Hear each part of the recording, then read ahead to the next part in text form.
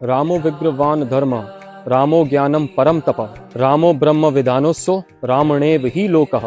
हिंदी में समझाओ गुरु। चेतना के अनुरूप यदि देखा जाए तो राम नाम के 4 अर्थ हैं। रामणेव ही लोकः अर्थात समस्त संसार में जो चलायमान मन के व्याप्त हैं वही राम है। जो कण कण में रमे हुए हैं, पेड़, पर्वत, नदी, आकाश, देह और प्राण, इनमें प्रवाहित होने वाली ऊर्जा स्वयं राम ही है। इसीलिए आप उन्हें मर्यादा पुरुषोत्तम भी कहते हैं, क्योंकि प्रकृति तब तक अपनी मर्यादा का त्याग नहीं करती जब तक अनिवार्य ना हो, और जब भी प्रकृति ने अपनी मर्यादा का त्याग किया है तब परिणाम विनाशकारी ही रहे हैं।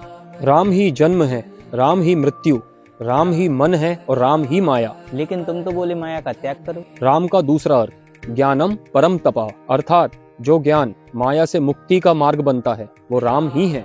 राम ही परम तप है और मन द्वारा की गई साधना भी राम ही है। राम ही योग है, राम ही ध्यान है। नर से नारायण तक की यात्रा भी स्वयं राम ही है। लेकिन राम ही तो नारायण है। राम का तीसरा अर्थ ब्रह्म विधान।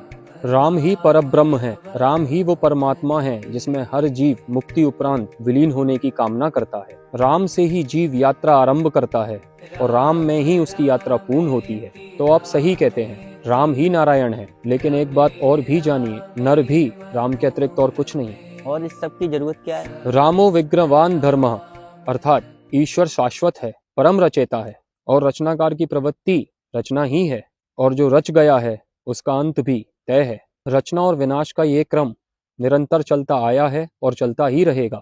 यही धर्म है और धर्म स्वयं राम ही है। तो भोले बाबा किस राम का ध्यान करते हैं? सृष्टि की रचना हेतु ब्रह्म 1 से 2 हुआ, 2 से अनेक हुआ। ध्यान तो बस उस परम चैतन्य में स्थिर होने की दशा है। आंखें खोल कर देखिए, शिव और राम में कोई भेद नहीं। अच्छा, तो इसलिए राम नाम सत्य है।